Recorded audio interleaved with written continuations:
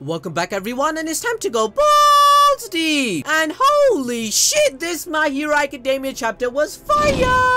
The massive reveal regarding Shigaraki's new power and his connection to All For One has literally blown everyone's mind. Now, as we all know, balls deep prediction Quirk is just way too powerful as the story progresses to the symbol of terror being born just as All For One planned. I will explain the symbolic meaning behind Horikoshi's storytelling as Shigaraki has a vested dream with his family, something similar to what Deku experiences with the previous users of One For All. I'll also cover the All For One power plot twist and what exactly the Doctor did in Shigaraki's experiment to get where we are right now with his new transformation. Starting off with Peasant Mike. Oh no, I did it again! I meant Present Mike. I have been hanging out way too much in the Discord server. Join the Discord. But basically, Present Mike is taking charge of the situation. He speaks down on the Doctor saying, "The Nomu moves on your orders, right? Then tell those guys going wild out there to stop." Mike then orders Xless to deal with Shigaraki as he is unconsciously lying in the midst of things, which we all know there's only one outcome. Look at my man's face, he's shitting bricks. Now, even though from last chapter, Shigaraki's experiment procedure only hit 75% completion, it doesn't mean it's all over. Because notice how Shigaraki looks like he is partially submerged in the liquid that he was in previously, which acted as the conductor for him to absorb the transference of All For One. And let's not forget that there are broken tubes connecting back to the machine around him. Xless notices the machine is in working condition and says that the machine wasn't damaged because of the tubes which acted as a buffer. He then decides that he should destroy.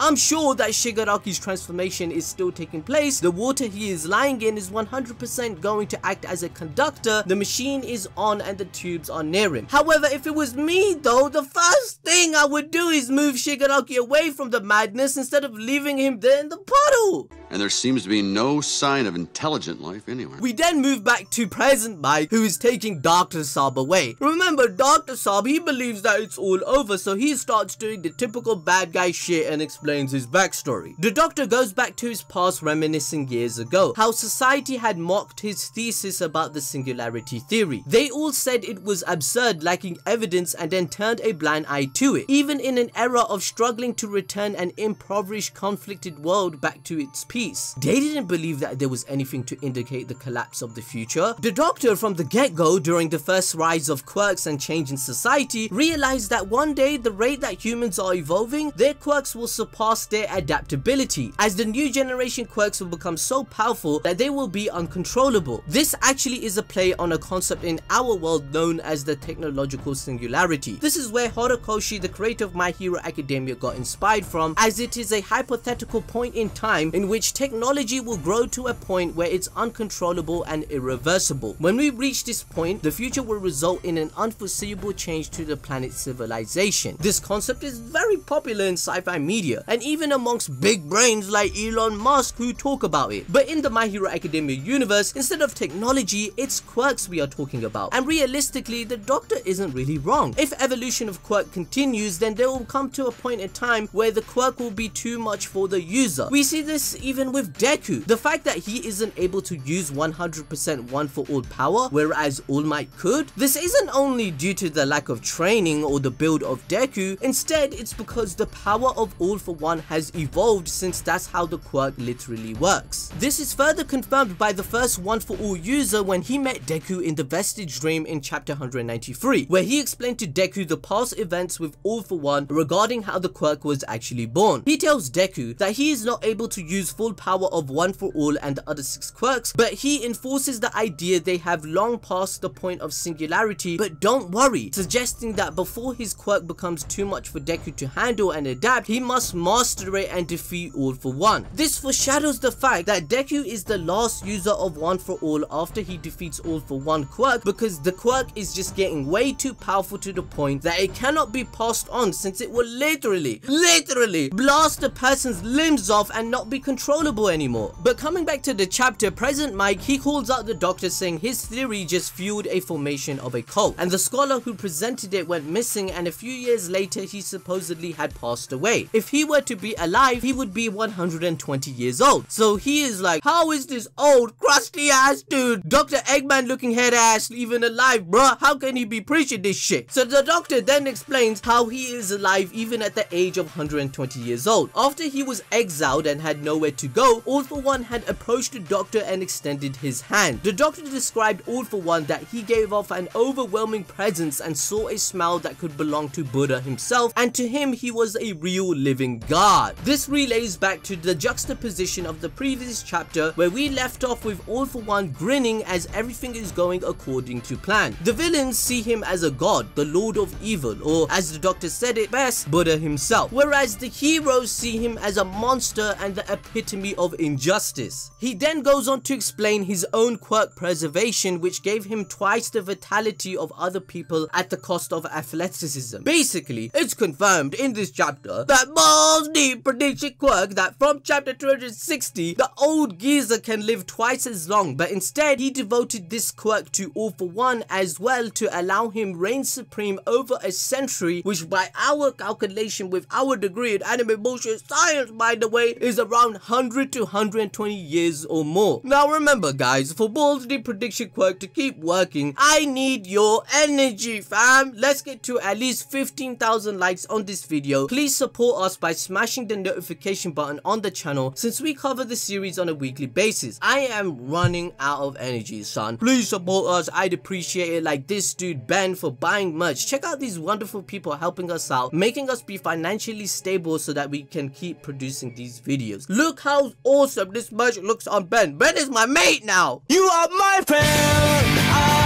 Anyway, we then move to Shigaraki's consciousness, where a lot of crazy shit is happening, as big hands are flying around, broken buildings just showing up out of nowhere. Honestly, this is some artistic stuff that reminds me of Mob Psycho. We then come to realize this broken place is Shigaraki's childhood home. It being broken to pieces represents that his past is shattered. The events we read in chapter 236 is seen retrospectively this time. Shigaraki is first confronted by his younger sister Hana, where their last encounter was before his breakdown and her death, when she snitched on him on their abusive father. But this version of his sister comes to reassure Shigaraki that she is on his side and apologizes for what she did. If we go back to chapter 236, Hana wasn't able to finish her apology due to the dead dog. So in many ways, this is Shigaraki's conclusion with his past and family. For the first time as an adult, Shigaraki is depicted with a sense of sentiment and care. He shows forgiveness towards Hana, but before he indicates he has already moved past it, his mother in a huge form appears before him. This next part is some big brain metaphor now. Let me awaken the balls deep prediction quirk, and I need you guys' help. Say it with me guys. Balls deep prediction magic. Oh wait, I meant quirk. Bruh, this shit's cringe. Who the hell wrote this script?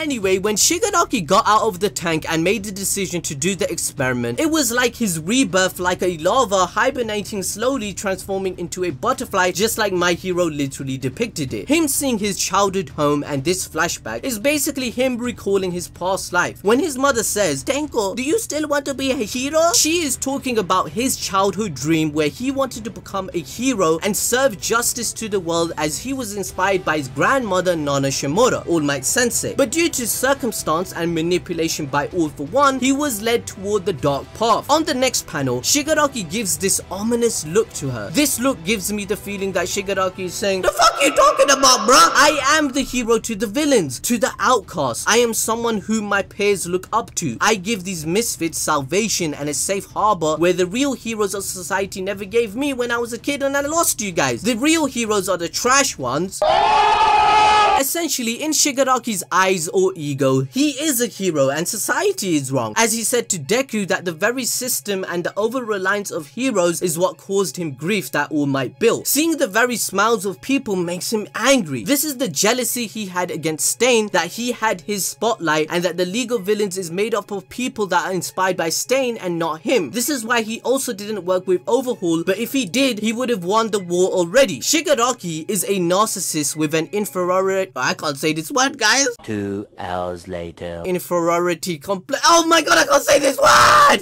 Shigaraki is a narcissist with an inferiority complex in which he wants to be acknowledged by the world as the symbol of terror. The panel right after this look is of Shigaraki's mother reading his face like I did, as if she also had positive prediction. She says, "You've rubbed your eyes all ragged. There's only getting itchier if you keep scratching." This is like a reply to Shigaraki's expression and to his chosen path in life. The rubbing of the eyes could be interpreted as the influence All For One had on him, and his mother mentioning his eyes getting ragged could be seen as the darkness that keeps overshadowing on his true sights and initial dream of wanting to be a hero. The itching All For One instilled inside Shigaraki is a metaphor of the blind eyes he has towards the light and justice as he falls deeper into his manipulation and control. That shit good. This is perpetuated with the gradual development and decision to allow the doctor to conduct the experiment which he himself asked for. The deeper the strings of All For One will dwell within him, the more he will be compelled to be evil. That shit good. After listening to his mother telling him to stop itching, Shigaraki tells her that he is fine now, linking to what I said earlier about Shigaraki not needing any help from his family as he has transformed walking towards his master. But as he tries to leave, his family tries to stop him and his father emerges from the ground covering his face with his hand. Just how Shigaraki symbolically held the hands of his family around his whole body that the doctor created for him in his childhood. His family is holding him in the exact same way he positioned their hands on his body, which confirms that the extra hand All For One gave him was Nana Shimura, his grandmother that he killed in a previous fight. Nana is destroyed. All For One then tells Shigaraki not to deny him anymore. This also confirms our theory from our last video that the doctor and All For One planned Shigaraki to be the perfect disciple from the very beginning in his childhood. And if you want to watch a video regarding how All For One manipulated from the very start and learned the backstory to kill All Might and become the symbol of terror, I'll link the video in the pinned comment and I highly suggest you watch it. Moving forward in the dream, Shigaraki's father screams, "Denko! Did you sneak into the study?" And he is really angry and upset. Because we all know what was secretly in there, right?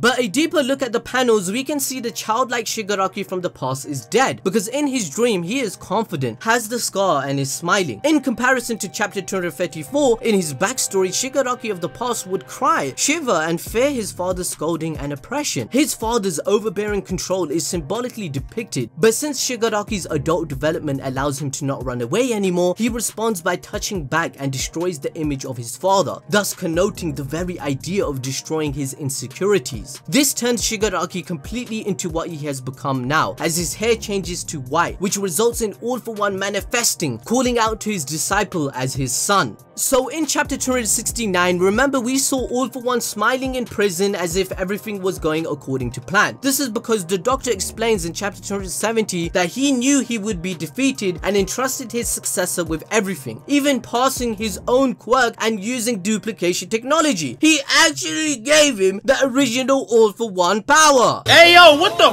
fuck? All For One is still powerful as he has duplicated the power for himself, another metaphor of how Shigaraki is becoming the spitting image of his master planned from the very beginning. The computer completion status screen is broken, by the way, and is not displaying the correct completion rate of Shigaraki's surgery, because this whole time he has been connected to the machine, and the panel on the bottom left shows us that the cable is still sending out its signals and electricity to the liquid, which Shigaraki was connected to the whole time. However, since the screen is broken, the actual completion rate wasn't being shown. But after Shigaraki took All For One's hand and mentally accepted his new quirk and role, we can see his whole body going into shock, looking like he's possessed or some shit, as the spark of electricity highlights the era of the new symbol of terror being born, both mentally and literally. I mean, the heroes pretty much are gonna react like this.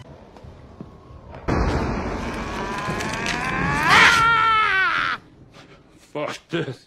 The electricity completes the final step to Shigaraki's experiment, as the doctor explained in chapter 269 that Shigaraki's heart has stopped for the surgery and needed to be kick-started. We move on to the last page with the OG squad, Bakugo, Todoroki and the others, but Deku is shown stopping as he notices something is happening. He says he is coming. This highlights the connection between One for All's Quirk and All for One, which once again supports our theory that One for All will cease to be existing once All for One is destroyed.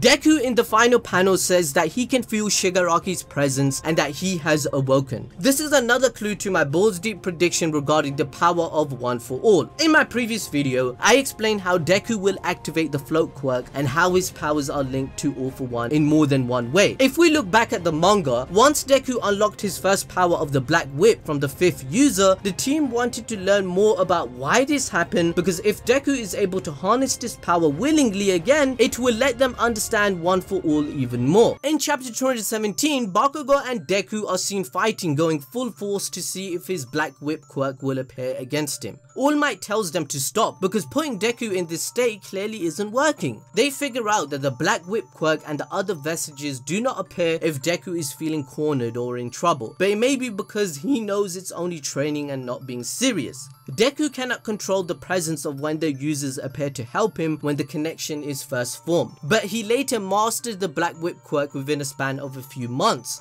Bakugo asks Deku in chapter 217 what the hell is triggering his powers to manifest, where Deku says it must be because the users told him that the time was right for him to receive the quirk. But Bakugo argues that it may be something linked to All for One as well, as Deku is basically the same as him who has multiple quirks. They all theorize that One for All is actually linked to All for One in a more drastic way than they think. I believe they are correct, because how else Deku has detected Shigaraki instantly in chapter 270 where others have not. Now we all know this is because One for All is the destined quirk to destroy All for One, as it is the only quirk in the world that cannot be stolen or copied. One for All cannot be stolen because the user of the quirk has to willingly decide to give it to you with the intention of transferring it. Trying to steal it does nothing. That's why All for One never did for 120 years or so, and this was showcased to us yet again in the Heroes Rising movie with 9. Monoma Nato also confirmed to us that copying One for All does nothing since it's an accumulation quirk. Also, in the Heroes Rising movie, when Deku gives away One for All to Bakugo, the intention for him was to let him borrow it, and the users inside the core must have known this, as this was the only way to win against 9. This proves once again how the quirk works, where the previous users are somewhat aware of what is happening around them, since the first One for All user and the 5th user said that they are living within the quirk and they can see everything Deku is as well. All Might and Deku say it's a miracle that he received the quirk back after transferring it, but I think it's because they don't fully understand the quirk yet, as they admitted it themselves as to what the memory of the vestiges actually are. So all of this analysis proves once again with my theory, giving it even more evidence of how Deku will unlock Nana's quirk Float, since it has been confirmed the quirk has a will and controls when he can receive more power. Shigaraki will likely demolish the surroundings and go on a rampage, killing the heroes that just arrived in chapter 269. He will try to escape, or maybe get All for One to escape from prison too. Now the Float quirk can be used as a plot device to help Deku unlock the power in this moment to save some people's lives. Nana should feel this is the right time to give it to him, since it's her own grandson, and Deku has no other way of saving others in that moment of time and being emotional. Her quirk is the counter to Shigaraki's decay. If he demolishes buildings or the ground, Deku can just float it away or make people float so they don't get crushed. Either way, when Deku unlocks this quirk, it will be in a manner where Nana will showcase her presence to him and explain more of the past of what happened, maybe even giving him more tips on how to use the power and what to do. Anyway guys, that's the end of the video. That was really balls deep this time round. Make sure to remember to smash that like button, follow us on Discord, on Twitter or on Instagram, interact with us and get to know us, because we are gonna start live streaming soon, and buy that merch by the way. Thank you for helping us out for all these years. I hope to see you next time. Bye bye.